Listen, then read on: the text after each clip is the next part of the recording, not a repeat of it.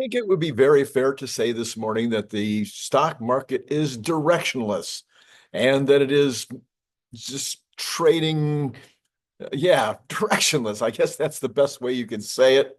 The VIX is up a little bit. Bonds are, margin, what do you call it? Yields are up a little bit. It's not really something you can tie down right now so far. Tesla had popped a few minutes ago and then settled back down again. Actually, Nvidia had popped as well. Anyway, it's directionless. Elon said this morning, he says hysterical reactions like this. So I just posted up on X. I this kind of reminds me of what you see when there's a major earthquake someplace in the world, like in Haiti or someplace, and they go pouring into the reporters go pouring into the situation and they report ridiculous stuff. 10 million died. All right, okay, that's an exaggeration. 100,000 dead, and it turns out to be 12. I mean, it's this the craziness in Washington, D.C. right now is really, really wild. Now, look, Trump brings this on himself. Musk brings this on himself. They are both chaos creators and they have created chaos. And so it's not surprising that in this earthquake, you're getting a bunch of reporting that is completely wrong. And by the way, Larry Goldberg and I have been going back and forth this morning over various readings that we're getting on the history of USAID.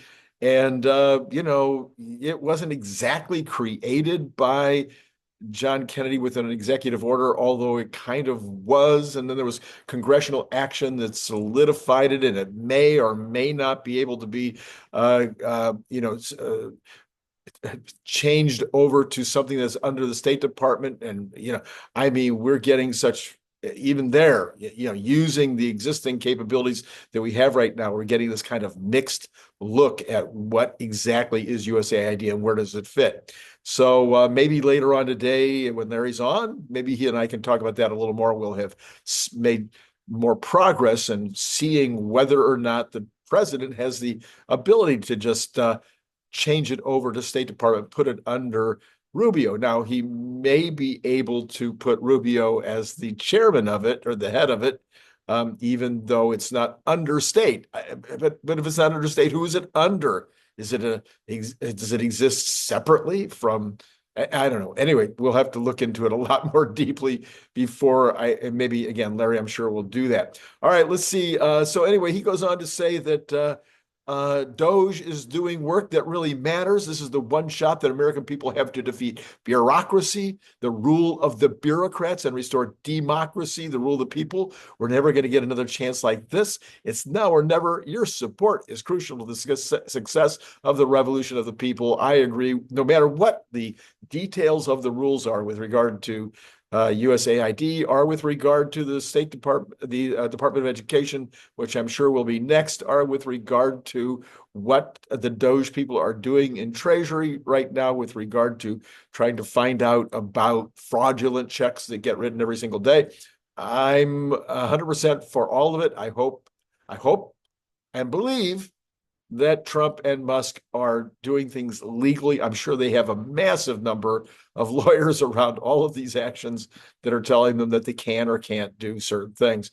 Anyway, we'll see what happens, but this is critical.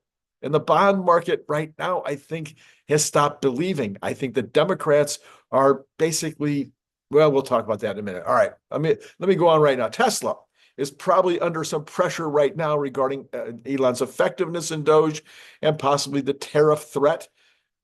Canada made specific threats against Tesla and Musk. That's probably part of why Tesla's under pressure.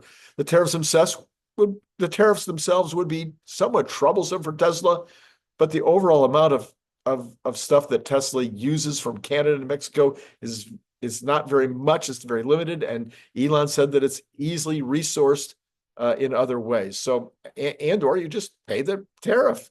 So while this could have something to do with the softness in Tesla, it's pretty baseless. I continue to expect Tesla to trade between 360 and 480 during February and March until we get some major news on, on Robotaxi or unsupervised or, could be something else. We could get the reveal on the Model Q, or we could get really big numbers, on the new refresh on the Model Y. Anyway, but it's going to need some big something really big, some big news to get out of that trading range. That's a big trading range, I realize, but that's how Tesla trades.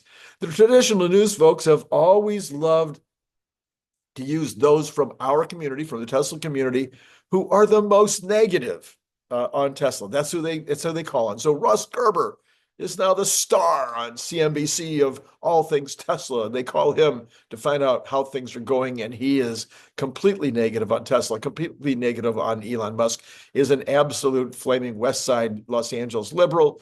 And he doesn't like anything that Elon is doing right now.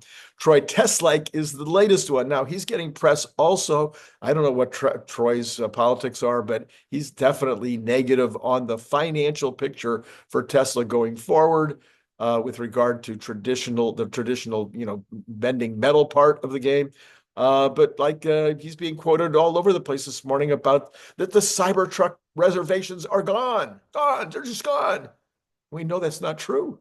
I still have one. Lots of people have them. I know lots of people that still have Cybertruck reservations, and he's basically saying they're gone, and they're not. And I don't know where he's getting his information.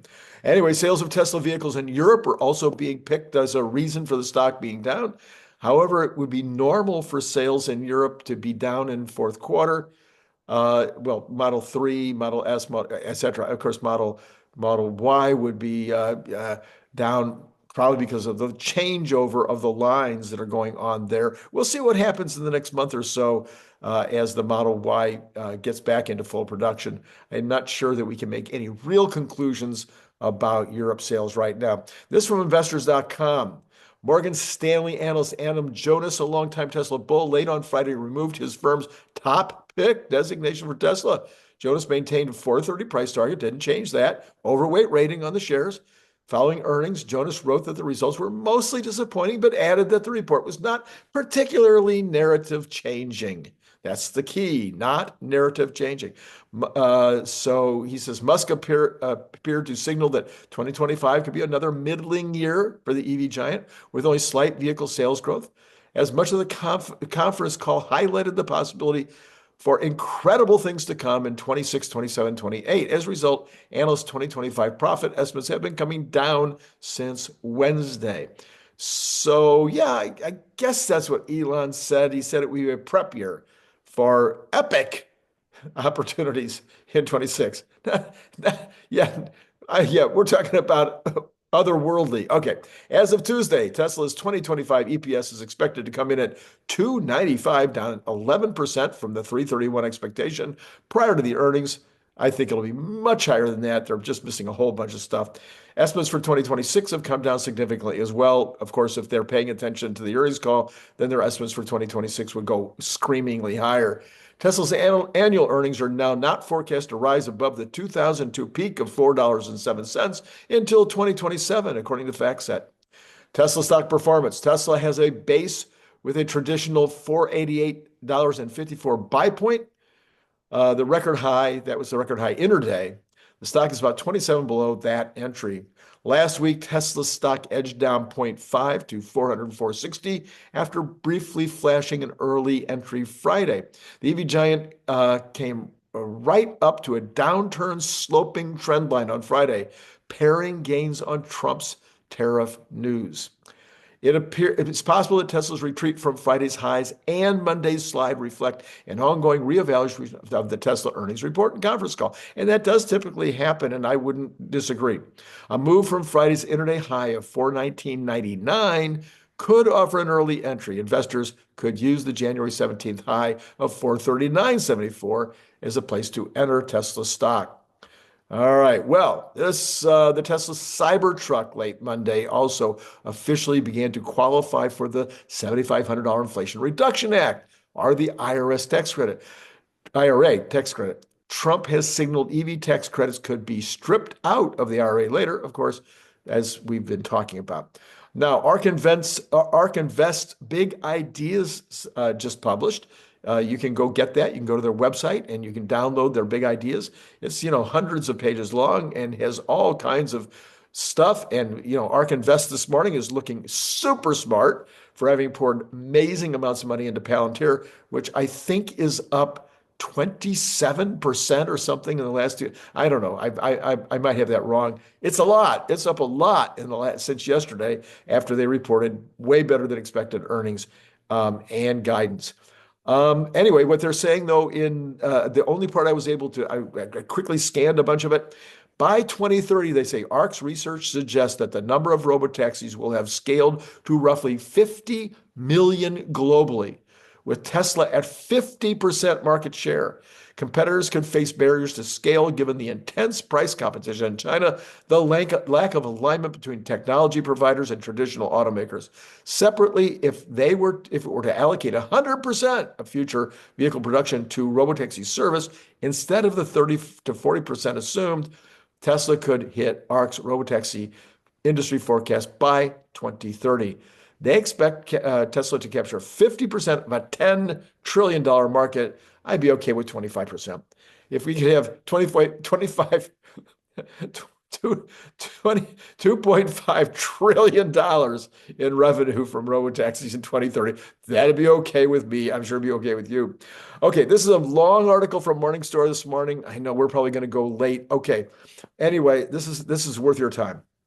Their fair value estimate is $250, and I think they're right. Okay, that's the fair value estimate of the metal bending part of the business. Their economic moat is narrow. I think that is stupid, and we'll talk about that. Their uncertainty rating is high, very high. Uncertainty, yeah, I guess you could say it's, the Robotaxi and Optimus are uncertain, but the car business, I think, there's a fair degree of certainty there. Tesla shares were up 4%. Why it matters. Tesla aims to transform the firm from primarily producing autos to become a real-world artificial intelligence provider. Tesla aims to develop fully autonomous driving software that will enable a robotaxi service. Tesla's a high-growth stock, having become the first profitable electric car company. Shares tend to be volatile. With the first robotaxi launch planned in June, Tesla is making a meaningful progress towards its long-term autonomous driving goals. The bottom line, we raise our fair value estimate. They raise their estimate to $250 per share from $210. So we have to guess that maybe that $40 is a little bit of their narrative shift, believing the narrative, okay? And that the rest, the 210 would be their metal bending part. The increase is due to our assumptions for higher autonomous driving software adoption, faster growth of energy generation and storage. They do mention energy generation and storage right here, but they don't give it any time. And it should be given a lot of time. At current prices, we view Tesla shares as overvalued, with the stock trading around 60% above our fair value estimate. Big picture, we credit the progress management has been making in autonomous driving. Autonomous gross profit margins, including credits, fell sequentially to the mid-teens from 20% in the third quarter. What I say? I said autonomous. Automotive gross profits, yes, dropped. We think Tesla will need to keep reducing prices in key markets, such as China, where we'll face increasing competition. This will keep margins below management's 20% goal over the next several years. I think this is absolute nonsense. They themselves just said that autonomy is what's coming, and I think autonomy is what's going to give them much increased profits as they get a much higher uptake on the yes, he did. On their full self-driving, FSD. So many three-letter words, three-letter things. Yes, although if you watched the video last night with Brian White, you know that there is competition on full self-driving in China that's worth looking at, and it could reduce the amount that Tesla can charge, especially in China in the future for full self-driving. They said, while we see a return to delivery growth in 2025, we expect it will largely come from the new, more affordable vehicle version using the Model Y platform. As production of this vehicle ramps up, we expect it will weigh on profits, so the ramp will weigh on profits. While with its one-star rating, I think they have a two-star rating, actually, we believe Tesla stock is significantly overvalued. We use a weighted average cost of capital at just under 9%. Our equity valuation adds back non-recourse and non-dilutive convertible debt. In 2024, Tesla's deliveries came in at 1.79 million, slightly below expectations. We forecast deliveries will return to growth, but they won't come in as high as Elon's hoping at 20%. And he said 20 to 30%. Economic moat rating. We award Tesla a narrow moat based on its intangible assets and cost advantage. The company's strong brand cachet as a luxury automaker commands premium pricing, while its EV manufacturing expertise lets it make vehicles less expensively than competitors by a lot. We see the potential for Tesla to out-earn its cost of capital over at least the next 20 years. I think that's long enough. So I'm not going to talk about the 30-year expectations they have. Financial strength. Tesla's excellent financial health.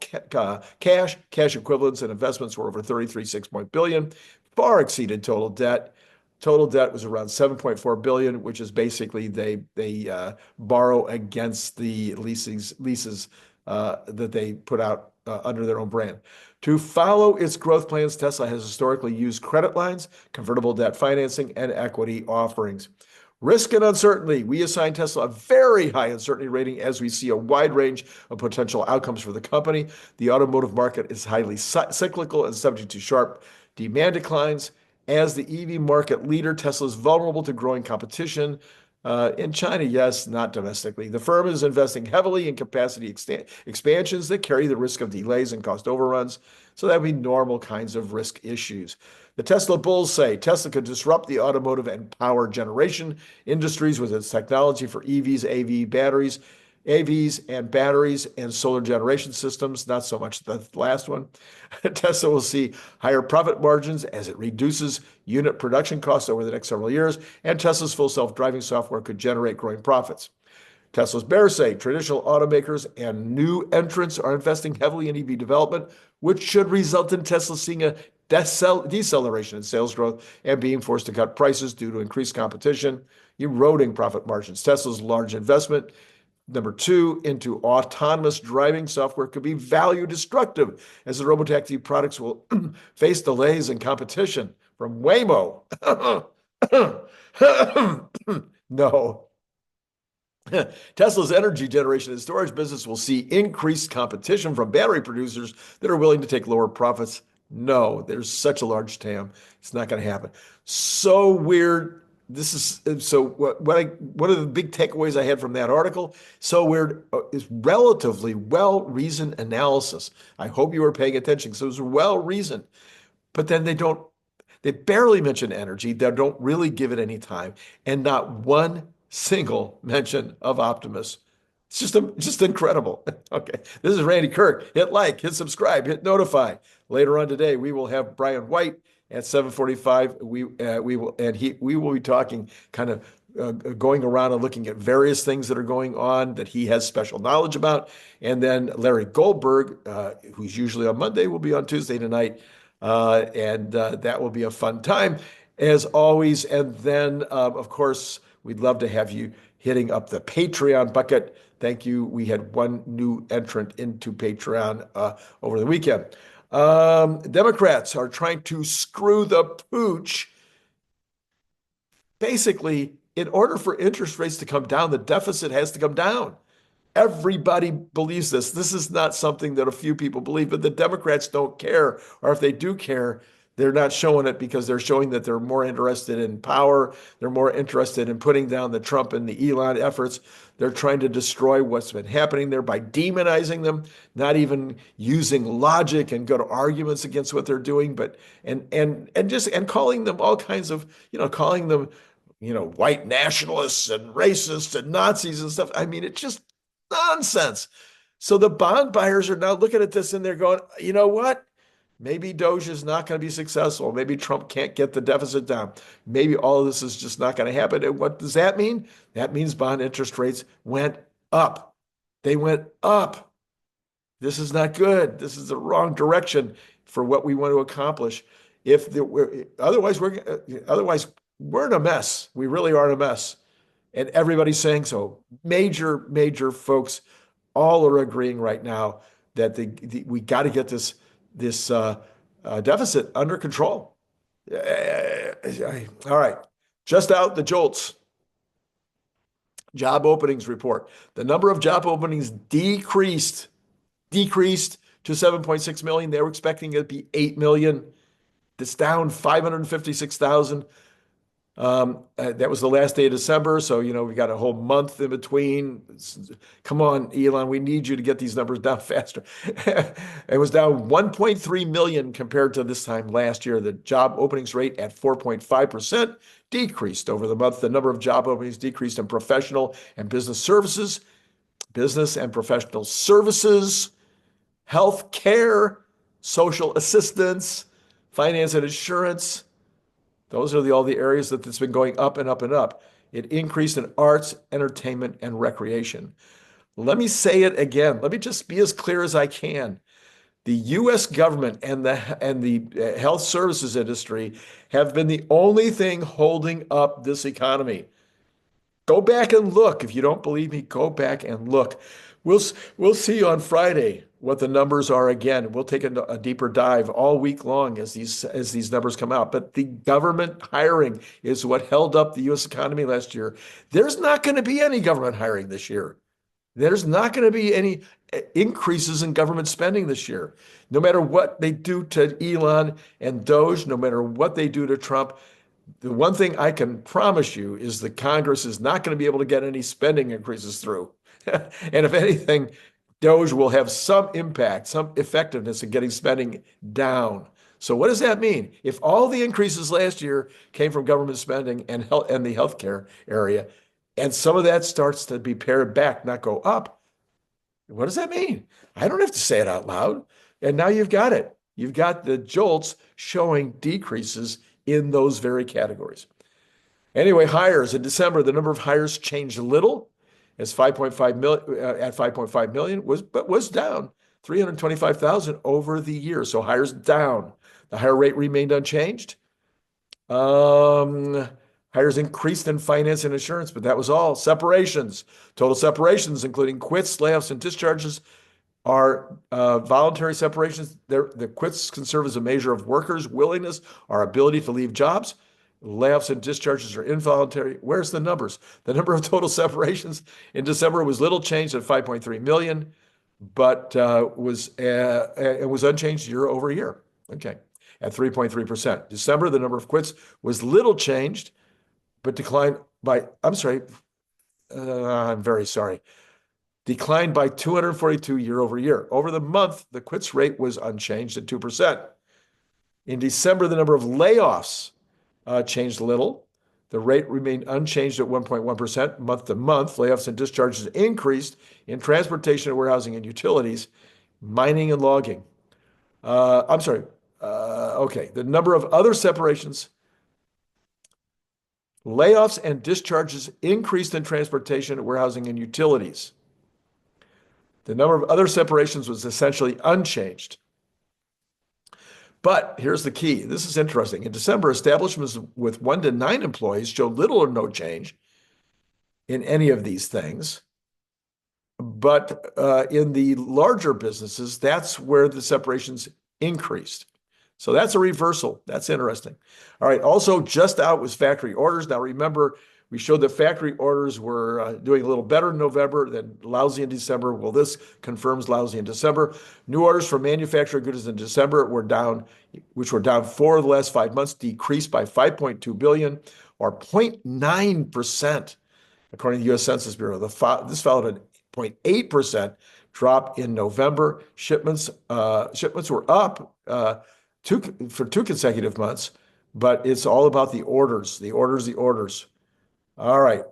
So job openings down, manufacturing down, government jobs are not going to be up government nationally, maybe the states will continue to hire, but maybe not. And the feds, definitely not. Okay. So this is my concern. And the way we can reverse that, the only way really is to get interest rates down and to get government spending down is the only way that's going to happen. Tell me where I'm getting this wrong. I think I'm getting it right. Okay, let's take a look at where the markets are after all of this. Okay, so Tesla up $1.63. It was up like $6 earlier, sitting at 385. 385 is kind of where it's been for now for a while, right? It goes down to 380 and then it goes up to 390. This is kind of now in this little tiny range, but the NASDAQ is now up 224 for the day. S&P up 33 and the Dow Jones up 32. Percentages, those are Dow up 0.07, the NASDAQ up 1.16, and the S&P up 0.55. But as you can see, Tesla is only up 0.38. So it is now not tracking with the NASDAQ today. Apple's doing good. Google's fine. Amazon, all the Magnificent Seven are looking pretty good this morning. NVIDIA up 2.9. So I don't know. For a minute there, Tesla was enjoying the party and going up with the rest, and now it's not. And then you've got basically all of the Cathie Woods are doing quite well this morning. Again, ARK, she has Palantir, and Palantir is going crazy. Okay, let's go ahead and take a look at the, here we go, at the bonds. Oh, I just pushed completely wrong thing there. Okay, we got the 10-year. Oh, relaxing a little bit, up 1/10. I'm sorry, up 1 basis point at this point, but we're back at 4.55. We were yesterday at 4.501. So we've gone up like 40 basis points. This is just not, did I say 40?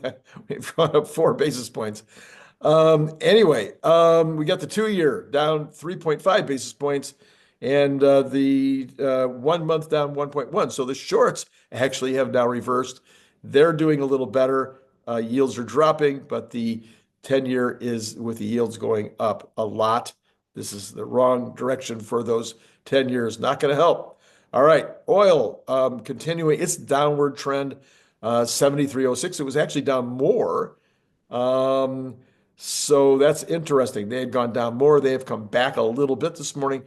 Brent is up a little bit, up 47 cents at 76.43 with Texas Intermediate at $73. Natural gas down 3.67 at 3.229, continuing to be down in the low threes. Gold back up, looking like it's going to try for 2,900 here, up 16.20 at 28.73. We've got silver at 33.14, also trying for a recent high, $34. It's at 33.14 right now, up 1.89%. And copper, which has been really steady, is now up 1.16 this morning at $4.35. It's a little higher than it's been. The dollar is slipping a little with China having retaliatory tariffs. Okay. Don't know too much about those retaliatory tariffs because it's breaking news and I didn't see it yet. We've got Bitcoin back down to 99, dropping 22.45. Very volatile the last couple of days. Not that it's not always volatile, but even more so. I mean, low 93, high 105, back and forth, kind of like all over the place. There you go. Those are the numbers right now. Here's the headline on the tariffs from China. China retaliates with additional tariffs of up to 15% on select U.S. imports starting February 10. So, the president and Mr. Xi have agreed to meet, or either, I don't know if it's them or their emissaries will be meeting over the next 2 weeks to try to put together something that makes sense for both sides. I have a sense. My sense is that is going to work out pretty well.